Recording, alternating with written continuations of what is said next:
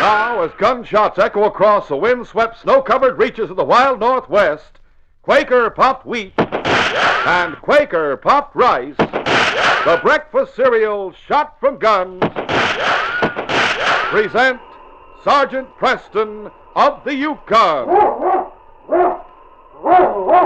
It's Yukon King, swiftest and strongest lead dog of the Northwest, blazing the trail for Sergeant Preston of the Northwest Mounted Police in his relentless pursuit of lawbreakers. On King! On, you husky!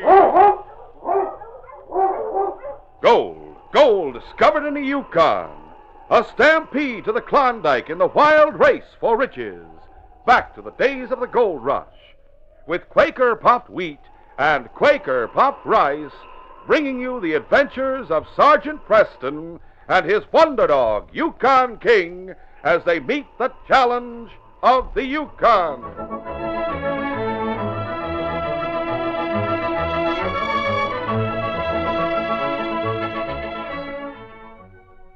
There's no one that can make a better cereal than Quaker popped wheat. It's neat. And when you hear that shootin', you're darn tootin'. The Quaker makes the ones shot from guns. Remember, too, the ones shot from guns give you added food values of restored natural grain amounts of vitamin B1, niacin, and iron. Yes, delicious Quaker popped wheat and Quaker popped rice are the nourishing treat you love to eat. And if you want to be like Sergeant Preston, strong enough to deal with outlaws, fortify yourself every morning with a good breakfast that includes a heaping bowl of swell-tasting Quaker popped wheat or Quaker popped rice with milk or cream and fruit. Start tomorrow, sure.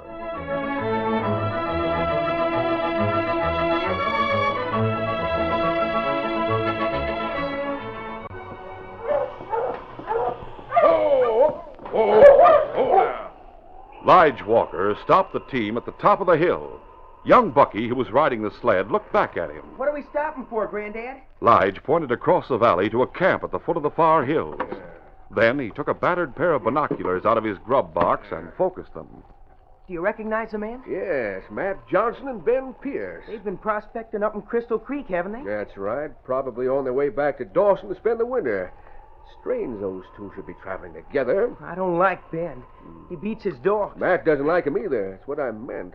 We'll circle the valley. You're not afraid of Matt and Ben, are you, Granddad? Of course not, but if they see us, they're sure to mention it in town.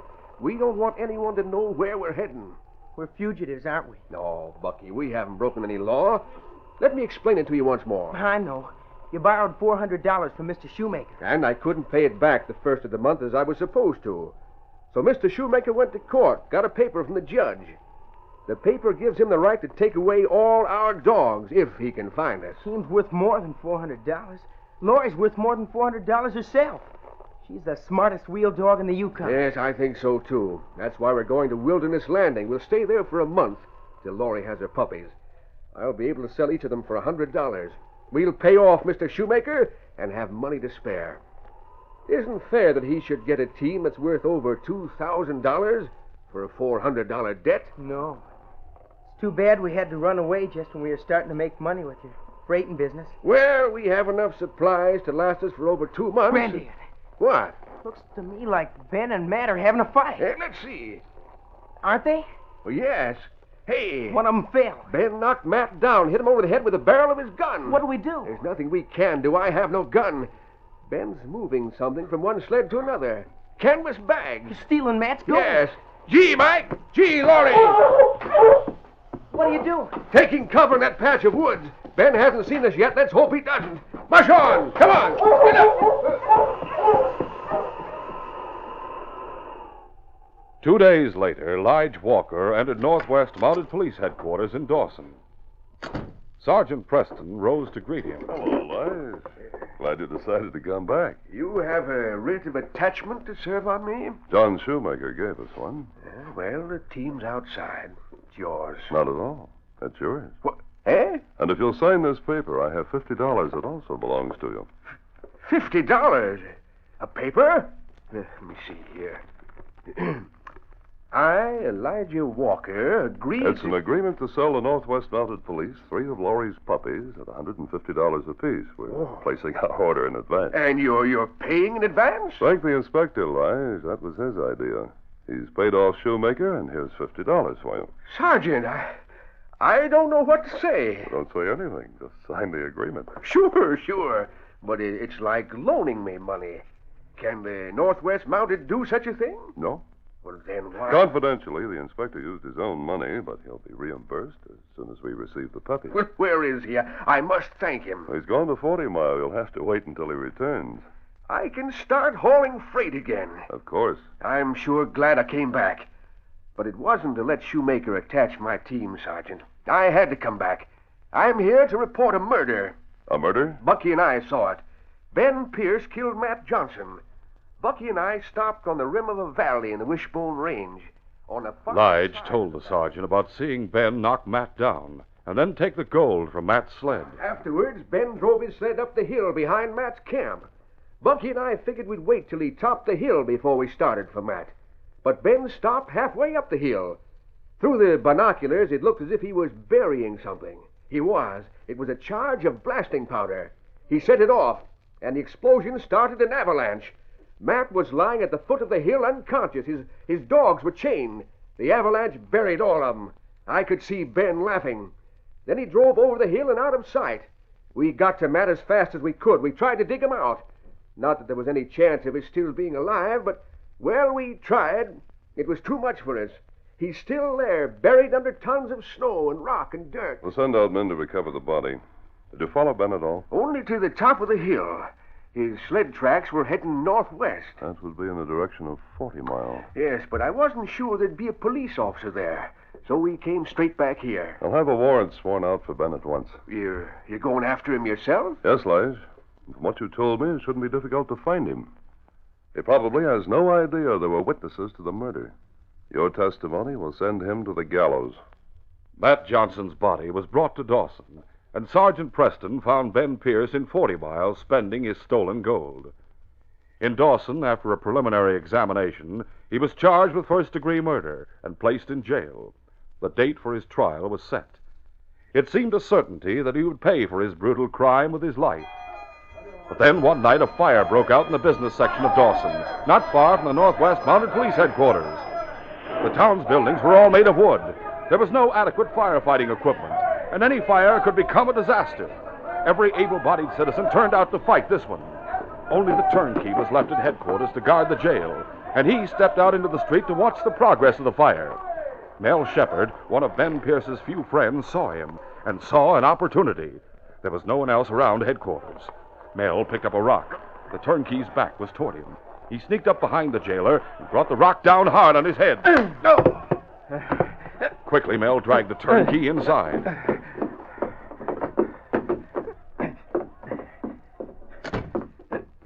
There, he bound and gagged him and took his keys. He had visited Ben and knew the location of his cell. Ben was the only prisoner in that block. When Mel reached the door of his cell... Mel! Yeah, I've got the jailer's keys. Well, open the door and get me out of here. Not so fast. You told me you'd hid 10,000 of Matt's gold before the sergeant caught up with you. That's right. I want half of it. Well, okay, but open the door. Where is it? I'll take you there. Tell me where it is now. There's a ghost town beyond the Black Forest. Yeah? Stopped there overnight on the way to 40 Mile. I hid the gold in an old dance hall under the floor behind the bar. I'll take you there, Mel. That's a deal. Yeah. How did you manage this? All the Mounties are down the street fighting a fire. Come on. I knocked out the jailer. There he is. All right, better look outside. Make sure there's no one around. Okay. Coast is clear. Come on. Yeah, just a second. You have a dog team? No. Well, you should have. I didn't have any time to plan this thing. All right. I know where we can get one. There's dogs around and back. No. You take Lige Walker's team. He put me in jail. Taking his team will help to even the score between us. Where does he live? The edge of town. But if he and that grandson of his are I there... just hope they are. Oh, wait a minute. You have a gun, but I'll need one, too. Oh, yeah, maybe in that desk. Yeah, here's one. But it's empty. A 38? Yeah. I have bullets. Come on. I'll load it right here. Give me some. Here. Now, hurry it up. All right, take it easy. There. Now, I'm ready for anybody. Especially Lige Walker. Come on. But Ben didn't meet Lige that night. Lige and Bucky were fighting the fire. Their cabin was dark. Dogs in the run, get them harnessed. What are you going to do? Break into the cabin and pick up supplies. I'll not be long.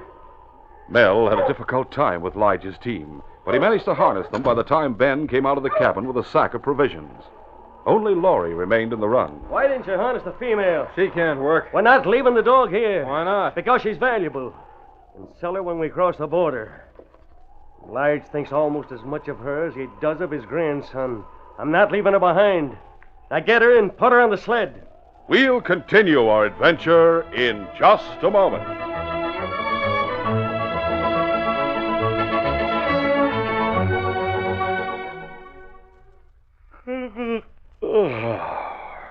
Golly, wonder why I'm yawning. I had plenty of sleep last night. Oh, excuse me. Did I accidentally get some sand in your eyes? Huh? Sand? Where did you come from? From the land of Nod. From the... What? Am I dreaming? No, I'm the Sandman. You are? Yes, worse luck. You don't like your job? The trouble is, I have to disappear every morning. Oh, you mean when everybody else wakes up? Yes, and I always miss out on breakfast. Golly, you missed the most important meal of the day. And you missed the big treat of the day, too. A heaping bowl of swell-tasting Quaker puffed wheat or Quaker puffed rice topped with milk or cream and fruit. That's what I mean. But say, Mr. Sandman, why don't you have a bowl full last thing at night? Why, that's a good idea. Then you won't miss out on those choice king-size premium kernels that are shot from guns. Did you say shot from guns? Yes, they're actually exploded up to 8 times normal size to make 'em bigger and better tasting. Sounds mighty good. Oh, they are. And good for you. Wheat and rice shot from guns supply extra food values of restored natural grain amounts of vitamin B1, niacin, and iron. I'll have a bowl full tonight. There's a tip, Mr. Sandman, for the fellas and girls listening in. Morning, noon, or night, enjoy a bowl full of Quaker puffed wheat or Quaker puffed rice. The breakfast cereals shot from guns.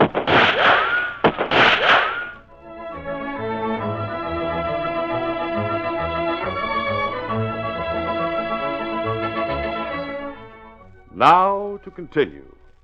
It was several hours before the combined efforts of the townspeople brought the fire in the business section under control.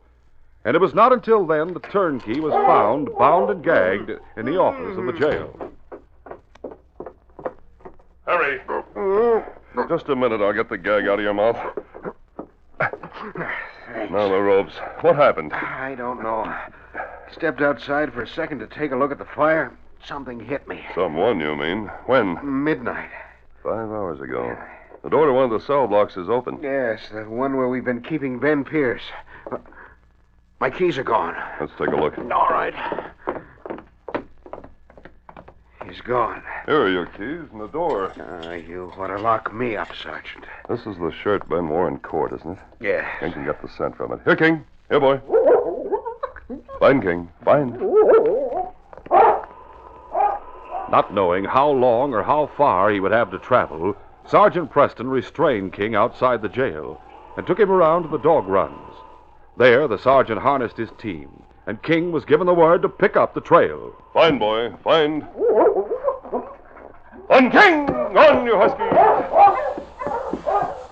King led the sergeant through the back streets of the town to Lige Walker's cabin and stopped at the empty run in the rear. On, King! On, you husky! Follow! Just then, Lige and Bucky came running out of the woods. Sergeant! Sergeant, my team's been stolen. And they took Laurie, too, Sergeant. I don't have to tell you what this means to me. No more freighting. I'll never be able to repay the inspector. I know, Lige. But the sled tracks are easy to follow, Sergeant. You'll catch your crooks just like you caught Ben Pierce. It was Ben Pierce who took your team. But he's in jail. He escaped shortly after midnight. What? King trailed him from headquarters here. We've been following the tracks of 2 men, so there's someone with him. Probably the man who knocked the jailer out and unlocked Ben's cell. Midnight. That means he has a 5-hour start. I'm going to harness King. Here, boy. With him pulling, Ben will find it hard to hold his lead. He'll find it hard to manage my team, too. Sergeant, may I come with you? Ben's a killer, Lige. This is dangerous business. No reason why you should expose yourself. I wouldn't have to. But when you do catch him, you'll need someone to drive my team back. There's that to consider, of course. All right, get on the sled. Thank you, Sergeant. Please, Sergeant. Please bring Laurie home. We'll do our best, Bucky. All right, on King! On, you husky! In the Yukon at that time of year, the sun didn't rise until 10, and it set at 2. Ben and Mel reached the edge of the Black Forest just as the short day was beginning. Laurie, huddled beneath a blanket, was determined to escape from these cruel strangers. She managed to get the rawhide leash that bound her to the crossbar in her mouth and began to chew on it. It parted at the same time that Ben decided he must have a rest. Oh, you macho! About time you took a breather. We're only stopping long enough to eat. Suits me. Get some firewood. Right. As the men moved away, Laurie leaped from the sled and ran into the heavy cover of the forest. Dog is getting away. But Ben saw her and opened fire. A bullet nipped her flank. Still, she ran on and on. Not in the direction of home. That was too far away now. She must find some haven, some closer refuge, somewhere in the forest. And finally, she saw a small cave in a wooded bank. This would have to do. And with the last of her strength, she dragged herself inside. The sun completed its brief course in the southern sky, and dusk was settling over the forest when the sergeant and Lige reached the spot where Ben and Mel had eaten. King noticed the tracks Laurie had made as she ran into the forest. But there was no question of stopping, for they were on the trail of a man, and the scent led on. Hour after hour, King kept the team moving at a steady, ground-devouring pace.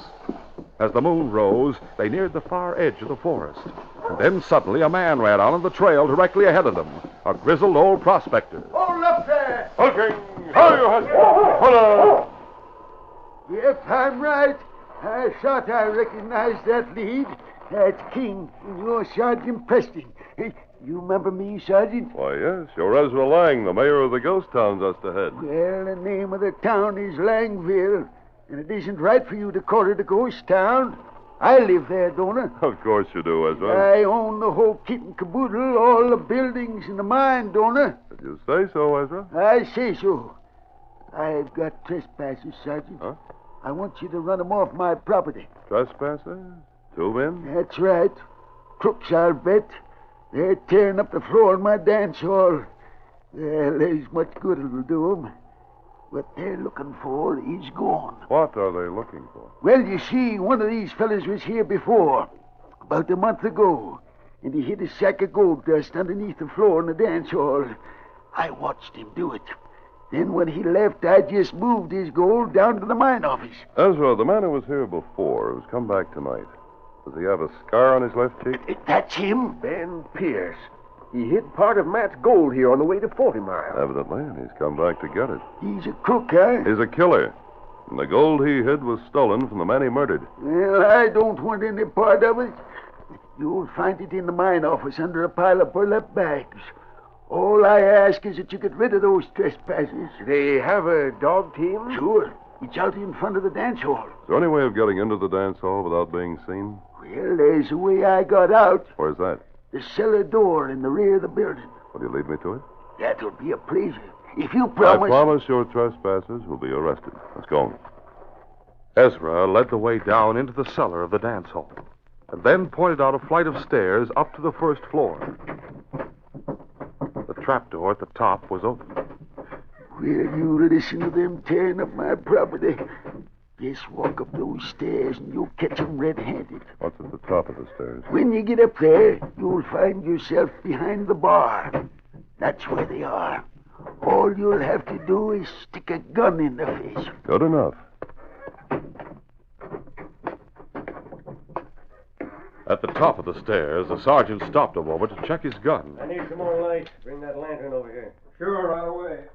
He could gauge Ben and Mel's location by their voices, and he took the last steps at a run. Up with your hands. Instead of obeying the sergeant's command, the two men went for their guns, and the sergeant was forced to shoot. His first bullet cracked Ben's forearm. His second knocked the gun from Mel's grasp.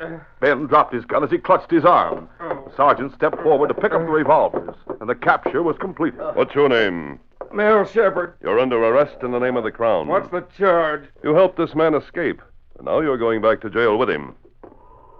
When the sergeant's team had been brought into the town, Lige was overjoyed to see his dogs, but saddened almost at once when he heard that Laurie had run away. Into the forest, Sergeant. I'll never find her. There's a chance, Lige. We know where she made her escape, and we'll have a look on our way back. Now that Ben's arm's been bandaged, and we have the gold he hid here, there's no reason why we shouldn't get started. In Laurie's cave, miles away, 6 tiny bundles of gray and white fur huddled close to their mother. Laurie gave them all the protection she could from the cold, and watched the entrance of the cave anxiously. A pack of ravenous wolves were ranging through the forest, and she could hear their howls, closer and closer. Every moment she kept her vigil, hoping desperately the pack wouldn't find her hiding place, but ready to protect her young to the death. It was several hours later when the sergeant and Lige reached the spot where Laurie had run away. Halting! Ho, you hussy! Hold Hey, there are her tracks. Yes, King and I'll follow them. You'd better stay here and hold a gun on our prisoner. Whatever you say, Sergeant. I realize it would be rough going through that underbrush for me. You'd better stay here.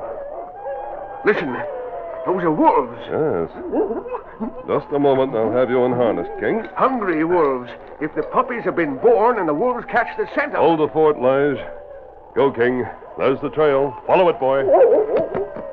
King needed no urging. He plunged into the forest with the sergeant at his heels, and in spite of the underbrush and the deep snow, they ran at top speed. In the cave, Laurie stood up and moved away from her tiny, helpless brood. The wolves were so close that they must catch her scent, and she stood ready to block the entrance of the cave. Now she could see them, at least 20 gray shadows drifting toward the trees through her. The time for battle had come. She braced herself to meet the charge of the gaunt and savage leader of the pack. The wolf's gleaming teeth slashed at her. She avoided the thrust without giving any ground and slashed back. But the leader charged again, and his teeth sank deep into her shoulder. Laurie found it impossible to wrench herself free. And then she heard a new sound. The barking of a dog who forced his way through the wolf pack to her side and threw himself at the leader. The leader broke his hold on Laurie and turned to meet his new foe. Then Laurie caught the scent of a man.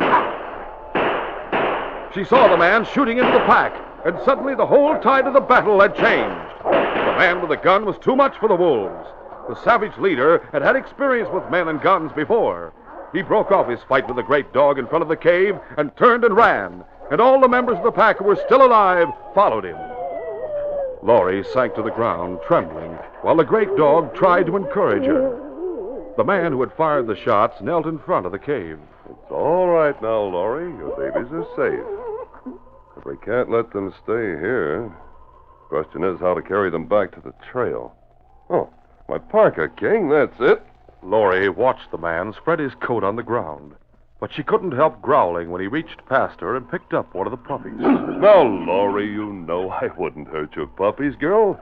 Somehow, Laurie understood, and she allowed the sergeant to place each member of her precious brood in the warm nest he had made of his parka. There you are, little fellas. Easy now. When he picked it up, she was content to follow him with King. When Lige saw the sergeant, he called out to him. Sergeant, what's the matter? Nothing's the matter. Why aren't you wearing your parka? Because there are others who need it more than I do. Laurie. You found Laurie. Laurie, old girl. Laurie isn't all we found, Lige. Don't you want to look at what I have here? Put on that parka. Look. Why, 6 of them. Yes, and they're all beauties. Now, don't forget the 3 of them are going to be policemen. Well, the Northwest Mounted should have the whole litter. The inspector will be well pleased with 3. As pleased as he'll be to see Ben Pierce back in jail. There may be other fires in Dawson, Sergeant, and other jailbreaks. True, Ben, there may be other fires, but neither you nor Shepard will be around to see them. It'll not be long before your case is closed.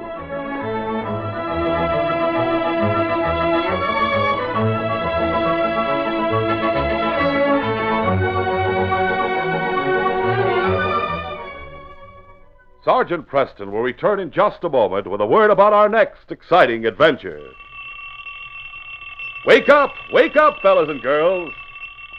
Yes, everybody in the family, wake up to a breakfast treat that can't be beat. Quaker puffed rice or Quaker puffed wheat. They're the ones shot from guns. They're crisp, tender, full of tempting nut-like flavor because they're exploded up to 8 times normal size. Just top with milk or cream and your favorite fruit for a delightful breakfast treat that really wakes up appetite. And say, as Mother knows, some of the family like their cereal not so sweet, some like it ever so sweet. Well, that's the beauty of Quaker puffed rice and Quaker puffed wheat. They're the good natural grains, with a toasty nut-like flavor and sun-ripened goodness that old Mother Nature puts into them. They're never coated with factory sweetening. Your family can sweeten them with sugar just the way they like them. So for an appetite waker-upper every morning, eat the ones shot from guns. Delicious, nourishing Quaker puffed rice or Quaker puffed wheat. Get the big red and blue packages at your store tomorrow. And notice how the sealed inner lining keeps Quaker puffed rice and wheat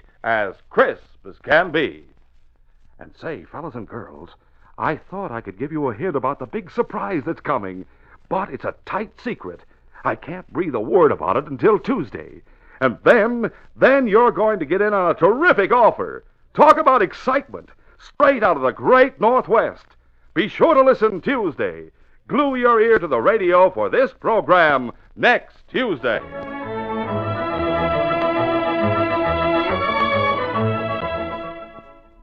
And now, here is Sergeant Preston.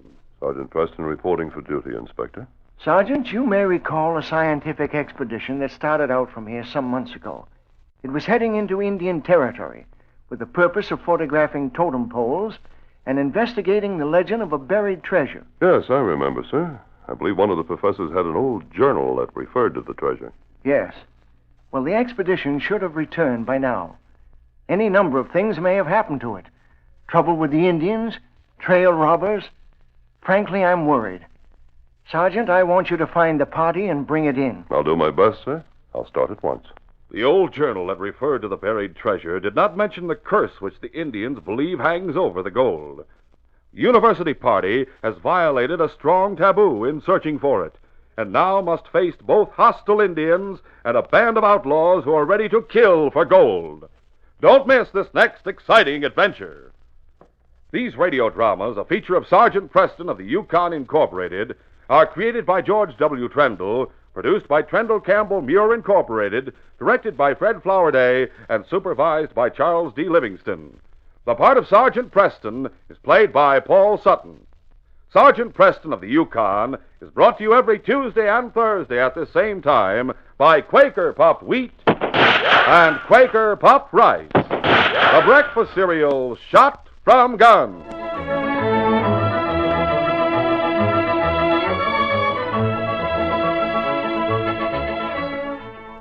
Only Quaker Pac-O-10 has wheat and rice shot from guns. That's Quaker Pac-O-10, a regular cereal pantry. 6 different delicious ready-to-serve cereals. 10 crisp, fresh individual servings. At breakfast, you can take your pick of the pack. Have your own separate individual package. Enjoy a different cereal, extra fresh every morning. Just remember, only Quaker Pac-O-10 has all your family's cereal favorites.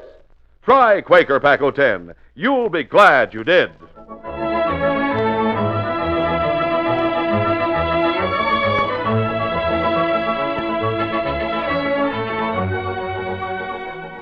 This is J. Michael wishing you goodbye, good luck, and good health from Quaker Puffed Wheat and Quaker Puffed Rice.